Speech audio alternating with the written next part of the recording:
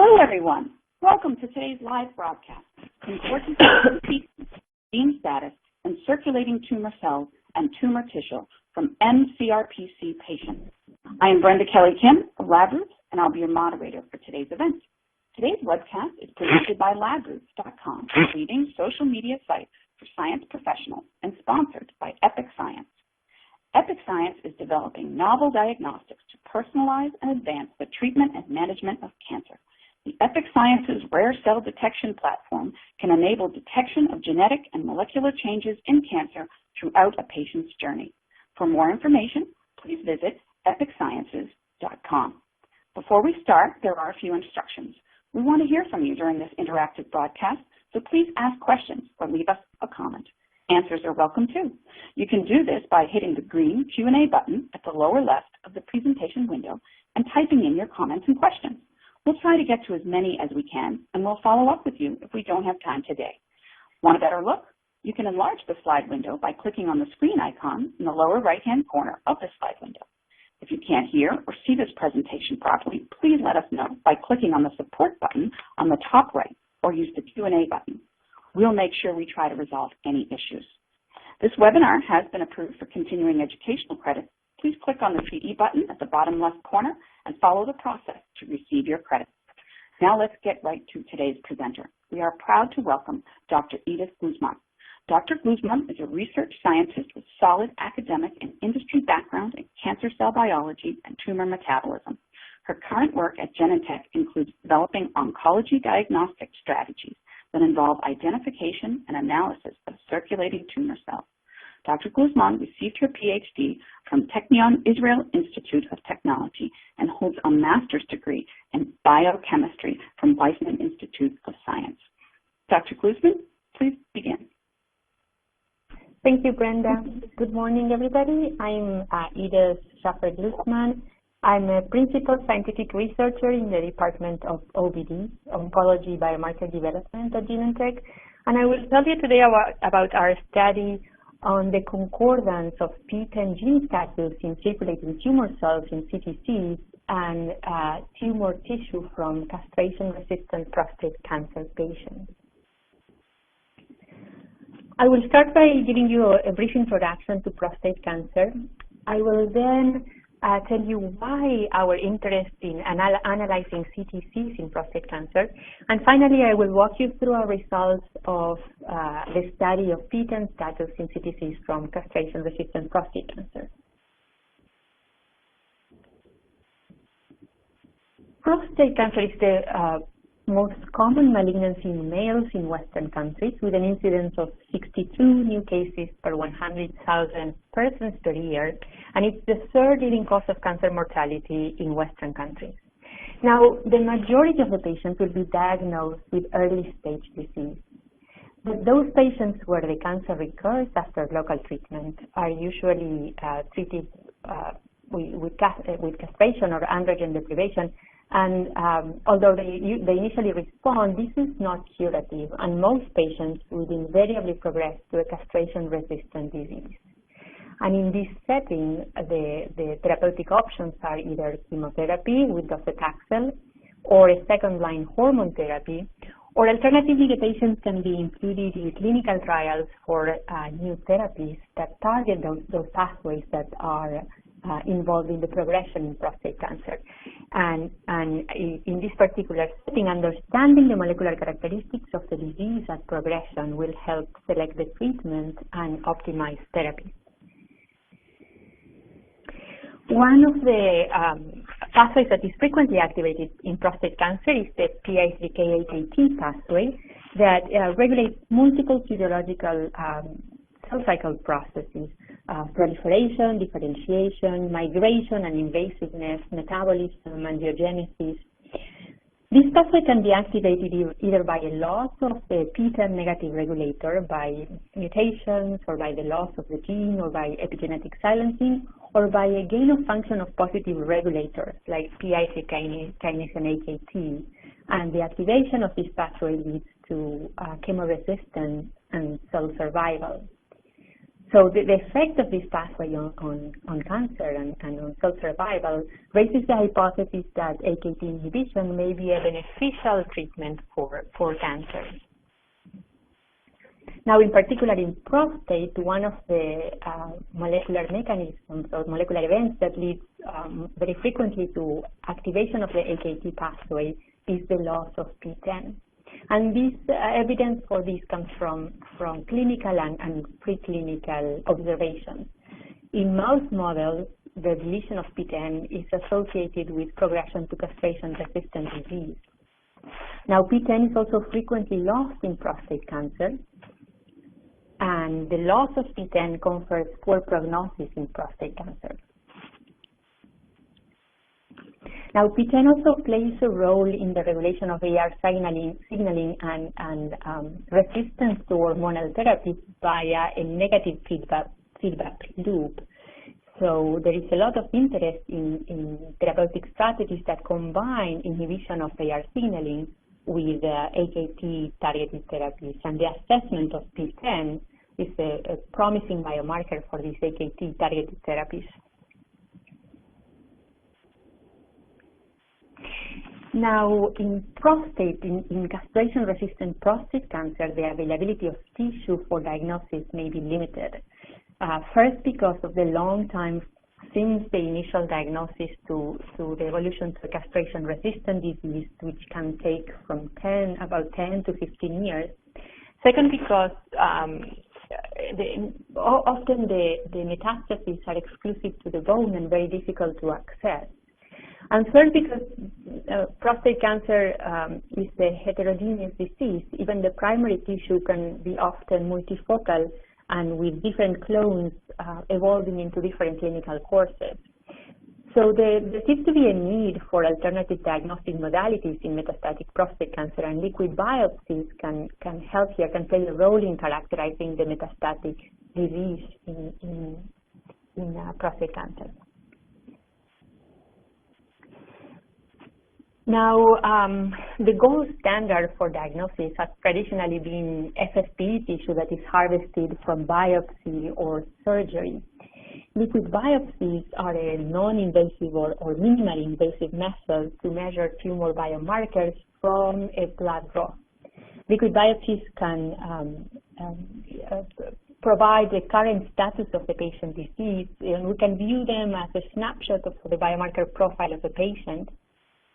Liquid biopsies can also allow for longitudinal monitoring and a real-time assessment of the biomarker status. And liquid biopsies, in particular CTCs, can help us capture clonality and help us understand disease heterogeneity. And there are many reasons then to analyze blood for the current systemic disease. Now, although the prognostic value of CTC enumeration has been very well established in a large number of trials and studies, in particular in breast, in prostate, in lung. What we are looking to understand now is the molecular characterization of CTCs to get a comprehensive and continuous diagnostic information. The molecular characterization of CTCs at baseline can be predictive and can help us understand whether a patient will benefit from a treatment. Then the molecular characterization of CTCs during treatment can help us understand whether a patient is responding to the treatment even before we have signals of clinical response, or whether there are signals or signs of molecular resistance. And the assessment of CTCs at progression can give us some hints into the mechanisms, into the molecular mechanisms of resistance.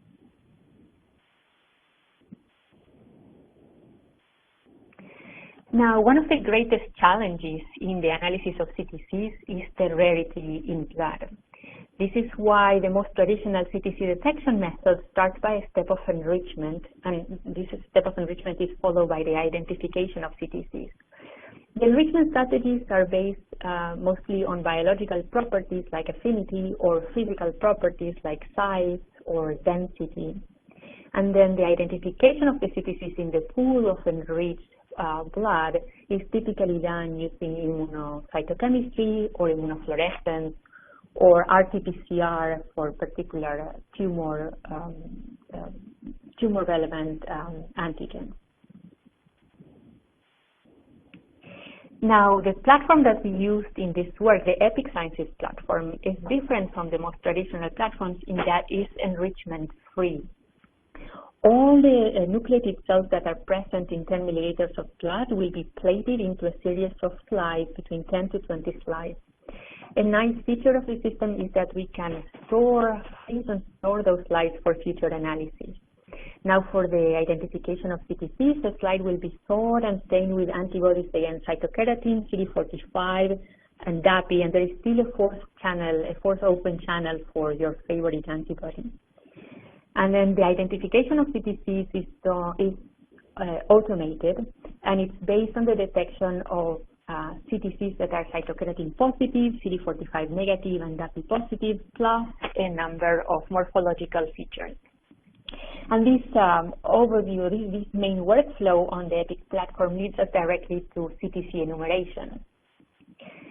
Now, the EPIC platform has capabilities for molecular characterization, not only CTC enumeration. And here we see some of them. On the upper right corner, we see the isolation of single CTCs for genomic characterization, for copy number variation, and the analysis of variants. On the bottom left side, we see the analysis of protein biomarkers and using the fourth channel that I mentioned before, the fourth open channel. And on the bottom right corner, we see the analysis of gene rearrangements, amplifications, or deletions using fluorescence in situ hybridisation.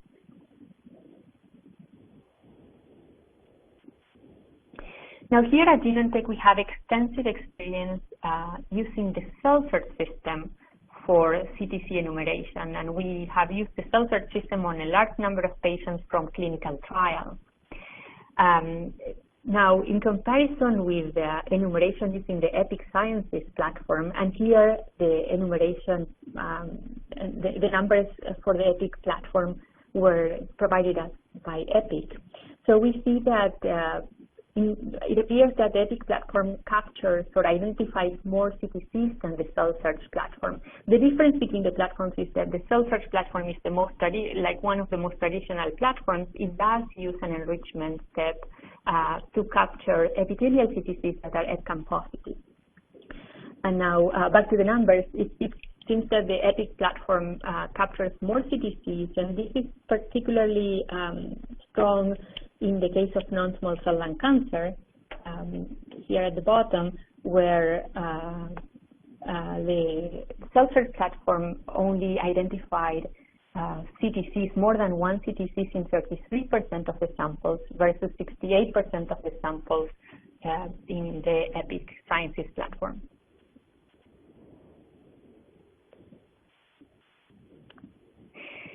Now, for our study of the PTEN status in CTCs from castration-resistant cancer patients, we collaborated with a group of Johan de Bono at the Institute of Cancer Research at the UK and with EPIC Sciences to first develop an assay to detect PTEN loss in CTCs in prostate cancer, and then to evaluate the concordance of PTEN loss in CTCs versus PTEN loss in tissue. And for this, we obtained matched tissue, both the prostate primary tissue and biopsies from the metastases, and the blood from patients. And the metastases and the blood were collected at the same time. And we evaluated the tissue, both the prostate archival tissue and the metastases, for PTEN protein by IHC. And we evaluated the tissue for PTEN gene status by FISH. And in the blood, we evaluated the PTEN gene status by FISH in CTCs using the EPIC platform. And we followed, for the analysis of PTEN status by FISH, we followed the first few steps of CTC identification. And then the same slide that was used for the identification of CTCs was then used for the FISH analysis. So we removed the cover slip, we washed and restained the same slide with fish probes. And then we scored fish on the white blood cells. This served as a control. And we also scored fish on the CTCs that were relocalized based on the localization in the first step of immunofluorescence.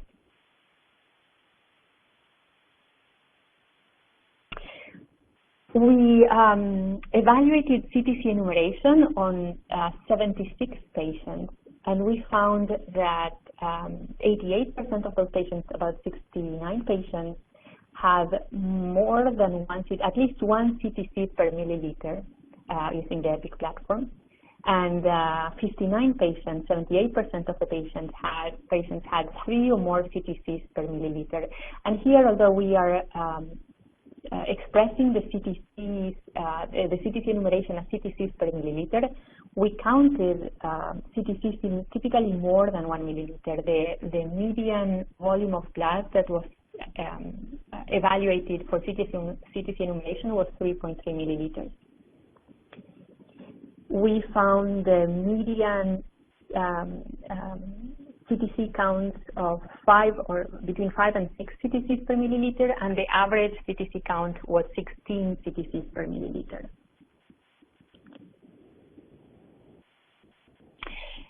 For most of the patients, we had a duplicate blood sample that we used for CTC enumeration using the Szafer system. And here the counts for CTCs on the Szafer system are done on 7.5 milliliters of blood. So we extrapolated the EPIC counts to 7.5 milliliters for comparison. And here in this plot, we are comparing side by side the CTC enumeration in the EPIC system in red versus the Szafer system in black. And we see that for those samples that have the higher number of CTCs perhaps in the last half of this plot, the enumeration in CTC from EPIC and the enumeration from Szafer were pretty concordant. Now, the enumeration was more discordant for those samples that had the lower numbers of CTCs by cell search, and here the enumeration on the EPIC platform tended to be higher than the enumeration on the cell search platform. And here are a few examples. Let me remove it. So this is an example from sample 5039 that had 167 CTCs per milliliters per 7.5 milliliters on the EPIC platform and 6 CTCs per 7.5 milliliter on the cell search platform. And here we see that this is a representative example of the CTC from the EPIC platform that is cytokeratin positive and big in this image in red. And here is another example of a sample 5059 that had 57 CTCs per 7.5 milliliters on the EPIC platform and 3 CTCs per 7.5 milliliters on the cell search system. And again, this is a representative image that shows that the CTC cytokeratin positive and it's stained in red.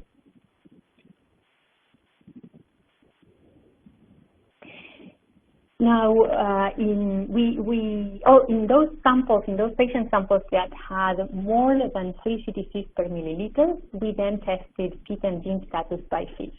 We used a combination of Zymogen probes, a PTEN probe, and a controlled centromeric septum probe, and defined 3 major genotypes. A PTEN normal genotype, when the nuclei had at least 1 signal of SEP10 and 2 or more signals of PTEN.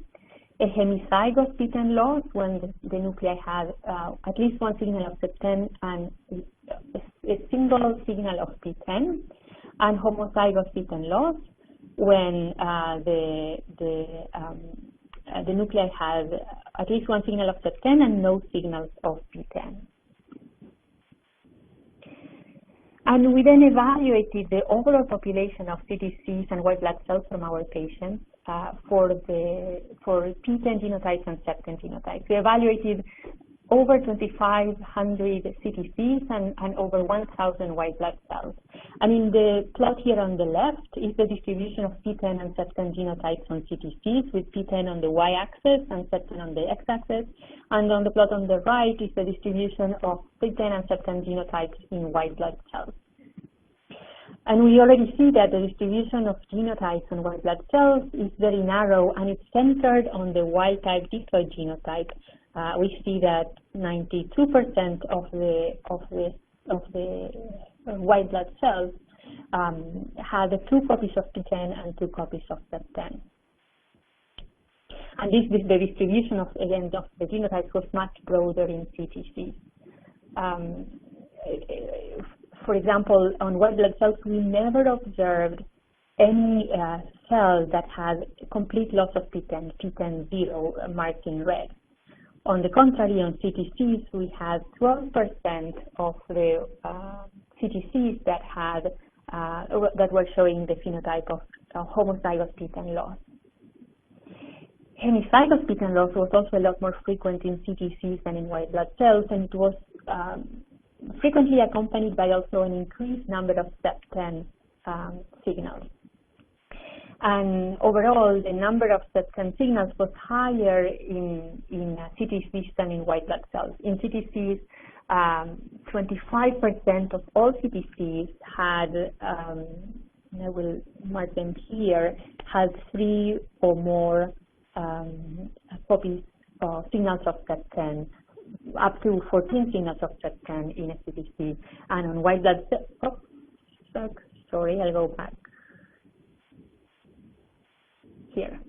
On white blood cells, we found only 1.4% of all the white blood cells that had 3 copies of CEP10, but never more than that. Okay. And the images here on the bottom show representative cases of this phenotype. On the upper panel, we see images of immunofluorescence with cytokeratin in red, indicated or marking the CTCs, and CD45 in green. On the panel on the bottom panel, we see images of fish with PTEN showed in red and CEP10 in green. And we can see in the first 2 panels that the 2 cytokeratin positive CTCs had no signals of PTEN. So those images represent homozygous PTEN loss in CTCs. The 3 middle images showed CTCs, again characterized by the red cytokeratin in the upper panel, and showing only 1 copy of PTEN on the CTCs. And the last 2 panels represent cells that have 2 or more copies of PTEN, so no deletion of PTEN.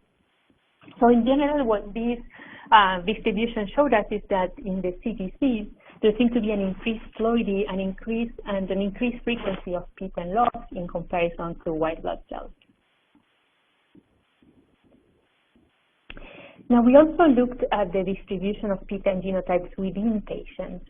So this plot here represents, each column in this plot represents a single patient, and the percentage of CTCs that have homozygous PTEN loss is color-coded in red. The percentage of CTCs that showed only 1 signal of PTEN, hemizygous PTEN loss, is represented in yellow, and the percentage of CTCs with no PTEN loss are represented in green. And we already see that in some of these, in many of these patients, there was a mixture of PTEN genotypes. For example, patient 4037 had a small percentage of CTCs that had no deletion of PTEN, about 30% of CTCs that had or a single copy of PTEN, and about 60% of CTCs that had no copies of PTEN, homozygous deletion of PTEN. Now, in spite of this heterogeneity, we were able to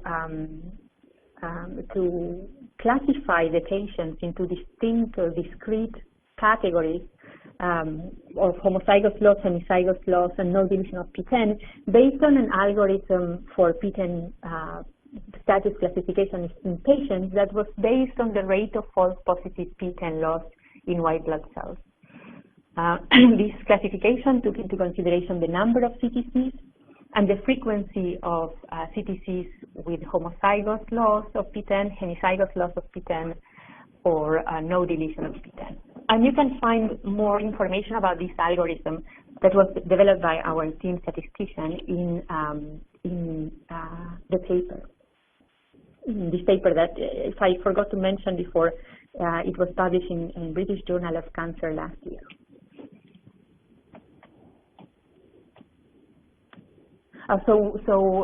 Using this classification, we found that 27% of the patients showed homozygous PTEN loss, and 15% of the patients showed hemizygous PTEN loss. Overall, 42% of the patients showed loss of PTEN in CTC. Now we then compared the status of PTEN in CTCs versus the status of PTEN in tissues using fish. And in this case, we are comparing to fresh tissue. And what we see is that for all those patients that had homozygous PTEN loss in CTCs, we had consistent homozygous PTEN loss in the fresh tissue. The concordance in the group that had hemizygous loss in CTCs was not as strong, with only 2 of the 6 patients showing hemizygous loss in fresh tissue. And there were 3 cases that were over discordant. The 3 cases that I'm going to point to these cases now that were homozygous loss in fresh tissue, but we didn't find any CTC with homozygous loss in the blood. And we looked at a large number of CTCs in these patients, 15, 18, and 22 CTCs, but there were no cases of homozygous loss. Now here are some examples of patients that have concordant PTEN status in tissues and in archival tissue, in fresh tissues, and in CTCs. In the upper panel, we see a sample from a patient that had homozygous PTEN loss in the archived tumor tissue. We found homozygous PTEN loss in the fresh tumor tissue and concordant homozygous PTEN loss in CTCs. In the middle panel is images from PTEN analysis of a patient that had no PTEN loss, no PTEN deletion in archival tumor tissue, but the PTEN status shifted to get a mixture of homozygous and hemizygous PTEN loss in the fresh tumor tissue, and a concordant mixture of homozygous and hemizygous PTEN loss in CTCs. And in the bottom panel, we see examples of a patient that had no PTEN deletion in the archived tumor, no PTEN deletion in the fresh tumor, and no PTEN deletion in CTC. And we try to quantify these comparisons in the tables here in this slide. On the table on the left is the comparison between CTCs and fresh biopsies in metastatic biopsies in 38 matched patients that had successful PTEN status tested in CTCs and in the tissue. We see that 32 of the 38 patients, 84% of the patients had overall concordance, this table shows that the positive predictive value from this comparison is 79% with high sensitivity and specificity, with 88% specificity and 79% sensitivity. On the table on the right is the comparison between CTCs and archived biopsies, the archived primary biopsies. And here, from 39 matched patients, 24 were concordant, 62% were concordant, and the values of positive predictive value, specificity, and sensitivity were lower than those for the comparison between CTCs and fresh biopsies, which suggests that the CTCs are providing us a snapshot of the PTEN status in the most current disease. Now, we also compared the PTEN status, the PTEN gene status in CTCs with the PTEN protein status in tissue that was evaluated by IHC. And here on the upper panel of this image, we see an example of a patient that had homozygous PTEN loss in CTCs and that had a concordant loss of PTEN expression by IHC in the bone marrow biopsy. And in the bottom panel is an example of a patient that had no deletion of PTEN by FISH in CTCs and high expression of PTEN protein by IHC in the bone marrow biopsy. And on the plot on the right, we again are comparing the PTEN FISH results from CTCs with the PTEN protein results by IHC that are quantified as a weighted H score. And we can see that from the 17 patients that had homozygous or hemizygous PTEN loss in CTCs, all those patients had very low or no expression of PTEN protein by IHC in the metastatic tissue. And from the patients, the 24 patients, and I apologize for having the circle lopsided, but these are 24 patients that had no deletion of PTEN in CTCs. The majority of them have a high expression or positive expression of PTEN protein in the tissue. There were 6 patients that had no expression of PTEN protein in the tissue, and this could be cases of epigenetic silencing or mutations.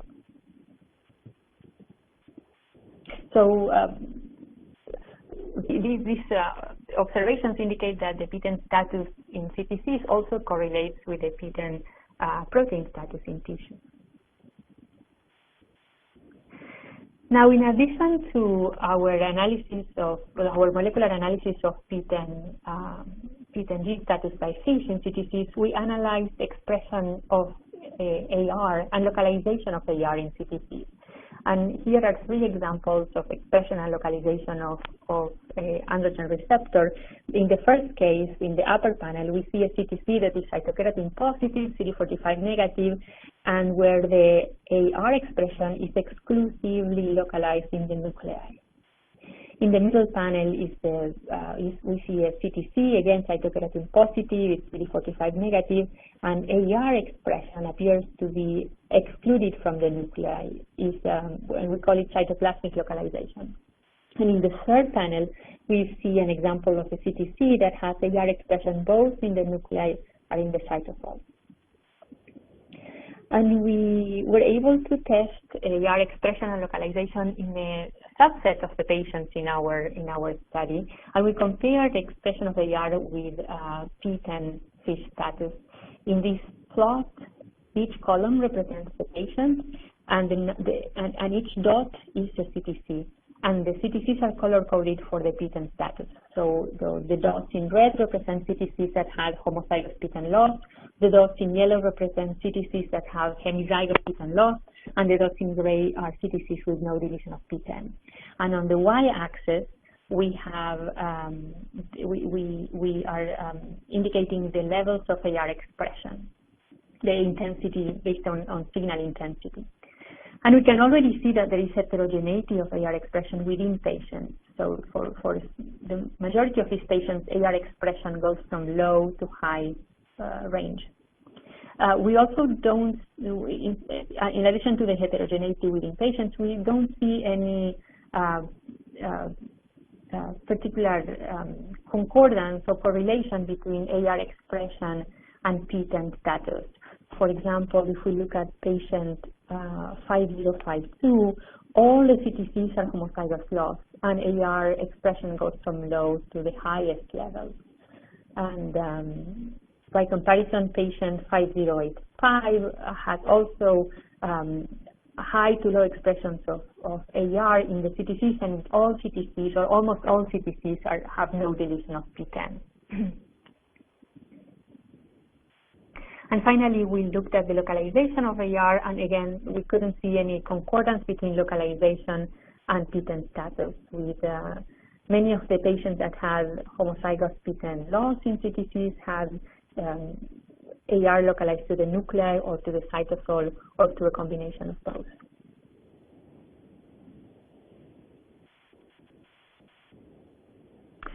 So finally,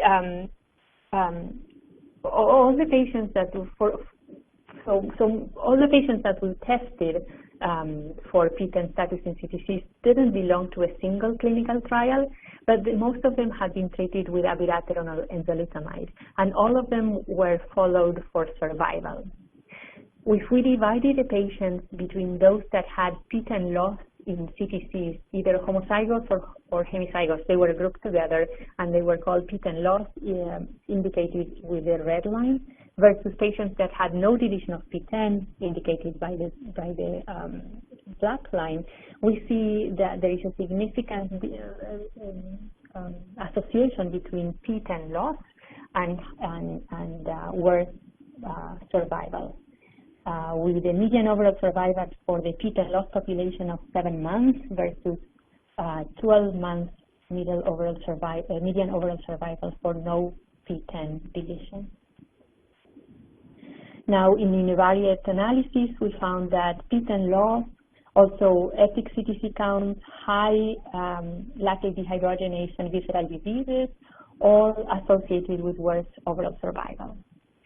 So this observation suggests that the analysis or the assessment of PTEN loss could be a valuable biomarker of resistance to or hormonal treatment, and perhaps serve as a positive biomarker for selection into combination therapies with AKT inhibitors. And we are now using this assessment of PTEN gene in CTCs in a phase 2 study of ipatasertib, an AKT inhibitor, in metastatic castration-resistant prostate cancer patients that had progressed after a prior therapy with docetaxel. Here we enrolled 240 patients into 3 arms, 2 arms of abiraterone in combination with the AKT inhibitor in different doses, and a control arm with abiraterone alone. The primary outcome measure here is PFS in all patients and in patients with PTEN loss as determined by IHC, and as exploratory measurements we are testing the correlation of PTEN status in CTCs with the PTEN status in tissue and with clinical outcome measures. So as a conclusion, our study demonstrated the utility of CTC characterization for PTEN status in castration-resistant prostate cancer patients. We used the EPIC Sciences platform for the analysis, the molecular analysis of CTCs, and we found that more than 3 or more CTCs per milliliter in 78% of the patients. We developed an assay for PTEN status in CTCs by FISH, and we found that PTEN status in CTCs correlated well with PTEN status in fresh tissues from castration-resistant prostate cancer patients. And we found that PTEN loss was associated with worse overall survival in patients that were treated with hormone therapy. And we are currently, again, looking at the PTEN status in CTCs in a phase 2, in an ongoing phase 2 trial of an AKT inhibitor in metastatic cancer, metastatic prostate cancer patients.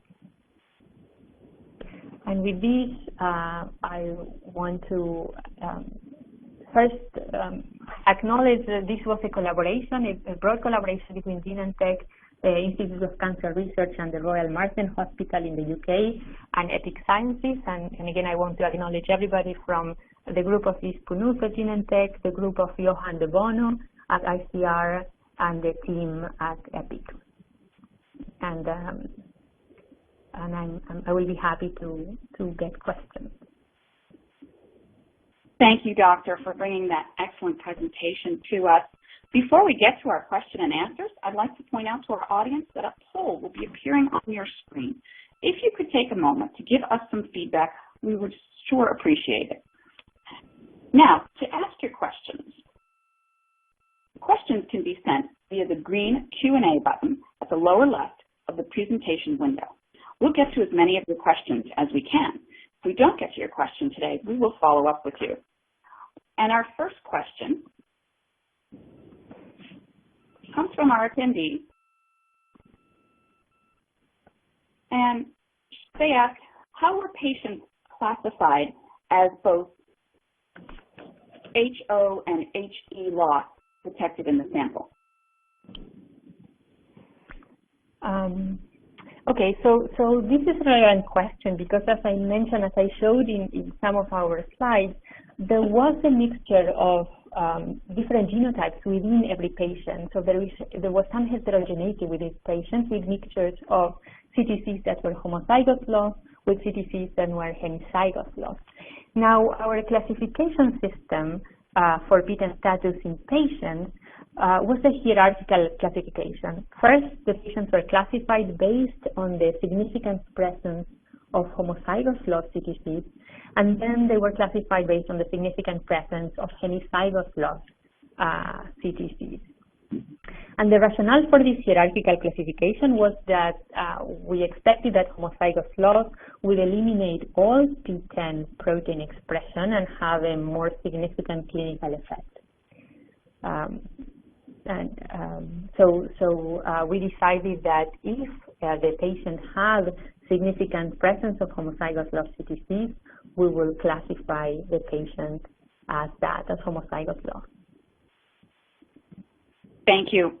Our next question, how were the cutoffs for PTEN analysis in tissue and CTCs established? The cutoffs for both tissue and CTC, for PTEN loss in tissue and CTCs, were established based on the rate of false positives in normal tissue or in white blood cells. In normal tissue, we tested for tissue, we tested 5 normal prostate tissues for PTEN fish, and we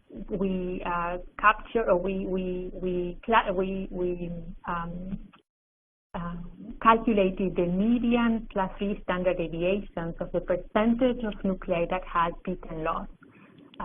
And this led us to a cutoff of 30%, both for homozygous loss and for hemizygous loss.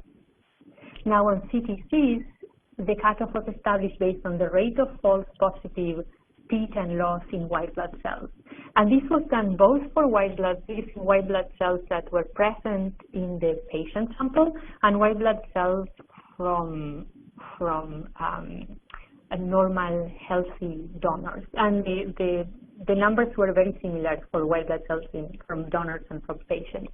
Again, as I mentioned during the talk, the classification took into account the number of CTCs and the percentage of the different genotypes of homozygous, hemizygous, and no deletion that were found in the sample. And again, I would like to refer you to the classification rules that are very detailed in the supplemental table in our paper. Thank you. We have another question. How much blood is needed and what kind of tubes are used? How do you convert CTC per milliliter from EPIC to CTC per 7.5 milliliter to compare with Cell Search platform? Why won't Cell Search report CTC per milliliter? So I see 2 questions. The first question is which tubes we use. For the EPIC system, we use track tubes that are commercially available tubes that allow for the stabilization of the blood for several days. The second question is about the enumeration and the different normalizations used on the Cell Search system and on EPIC. The Cell Search system is counting CTCs in 7.5 milliliters, and they are normalized. The number of CTCs that are found there are normalized to the 7.5 milliliters. There is no extrapolation. Now, and this is the way the system is commercially available and is set up.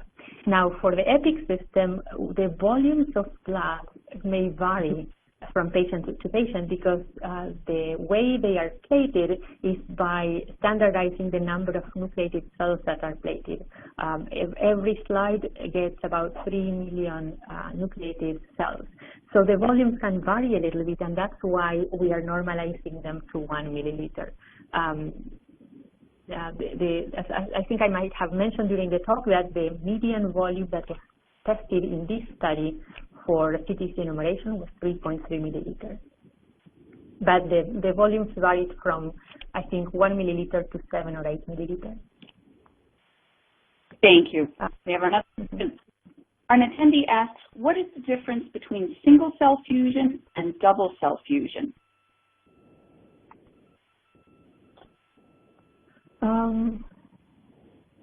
I'm not quite sure what the question is referring to.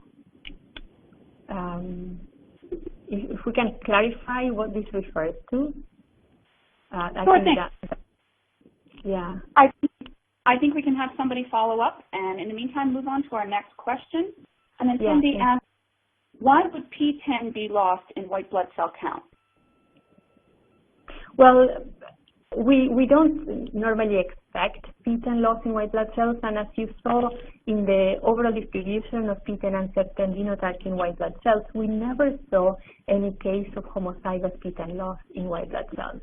We did see some cases where there was hemizygous PTEN loss, and this could be a technical issue, that one of the signals was lost from the cell because of fixation issue or staining issue. I wouldn't expect the PTEN be lost because of any, biological reason. I would expect that this is mostly technical. Thank you. We do have another question from an attendee. What was the concordance between fresh tissue and archival? Also, what was the concordance between metastatic and primary in terms of PTEN loss? Okay, yes, and I think I can go back to one of the slides. Is it possible for me to go back to the slides now? Yes. Yes, right? sir. Okay, Yep. so let me see. I didn't show that during the I didn't show that during the talk, but I anticipated this question, so I have here an extra slide that shows the comparison between archived tissue and fresh tissue. Archived tissue on the left and fresh tissue on the top of this table. And we see that from 36 patients that had matched archived and fresh tissue with successful PTEN FISH analysis in both, we have 24 that were concordant. So this would be about how much, 60-something% concordance. So there is some discordance in the tissue. So with the evolution of the disease, or perhaps because of heterogeneity of the disease. And we see that from the discordant patients, 9 were PTEN deleted in the archived tissue and evolved to a non-deletion of PTEN on the fresh biopsy, and 3 were non-deleted in the archived biopsy and evolved to a PTEN deletion in the fresh biopsy. And here on the right, there is an interesting note that from those patients that were discordant, from the 12 patients that were discordant between archived and fresh biopsy, 10 of them had PTEN status in CTCs that was concordant to the fresh biopsy. And I hope this answers the question of the question you just asked. Okay, we have another question. Were the relatively high number of gains of CEP10 that you saw in some of the CTC results also observed in the tumor tissue FISH studies of CEP10 in the same patient? That's a good question, and I don't think we observed that high level of CEP10 gain in the tissue. The FISH in the tissue had some differences with the FISH in the CTCs. For example, in CTCs we observed more hemizygous loss than what we had observed in the tissue. Now, with respect for CTC-10, I believe that we never observed 14 signals of 14 signals of CTC-10 the way we did observe in CTCs. But I apologize. I should go back to our specific quantification in tissue, and I will be happy to follow up on this question. Thank you, Doctor. We do have time for one last question. Was the FISH done with CTCs or tissues, and how did they compare? FISH was done both in CTCs and in tissue, and the comparison, and I think I can go back to the slide that showed the comparison.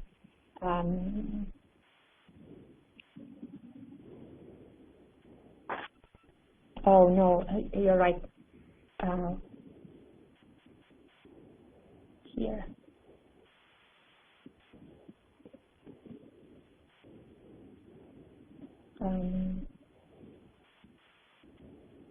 So here is a comparison of our PTEN FISH in CTCs and in tissue, and in normal tissue, and as I mentioned, for homozygous loss, the concordance was pretty good. For the cases of hemizygous loss, the concordance was not so good. And I think the best quantification will be here in this table, where we have CTCs on the left and tissue on the upper on the upper columns. And here, for the comparison between CTCs and fresh tissues, the positive predictive value was 79%, and this was done on 38 matched patients. And the comparison between CTCs and archived tissue that was done on 39 matched patients gave us a positive predictive value of 69%. Great. So, yeah. So basically, to finish this question, yes, we can assess FISH in CTCs and tissues. The advantage of CTCs is that we can perhaps get a more updated result, or updated view of the PTEN status when enough CTCs are available, which happen in our case in 78% of the cases. Thank you, Doctor. With our questions finished, I'd just like to thank Dr. Glusman again for her excellent presentation. Doctor, do you have any final comments for our audience on this issue? I think basically the main comment here is that I think exploring CTCs as a liquid biopsy has been very illuminating. The fact that we had such a good concordance between the status of PTEN in tissue and in CTCs is also encouraging, and I think we are all excited in anticipation to the results of the phase 2 trial of the AKT inhibitor to know first what is the concordance with the tissue in a clinical trial setting, which might be different from the setting of our study, and second, what is the concordance with the clinical results. Thank you again, Dr. Glusman. I'd also like to thank our sponsor, Epic Science, for making it possible to bring this educational web seminar to you today. The webcast will be available for on-demand viewing through July of 2016. Attendees will receive an email from us alerting you when it's available on demand and posted on libroots.com. You are welcome to forward this announcement to any colleagues who weren't able to join us for today's live broadcast. Thank you again for logging on and participating. We hope to see you next time.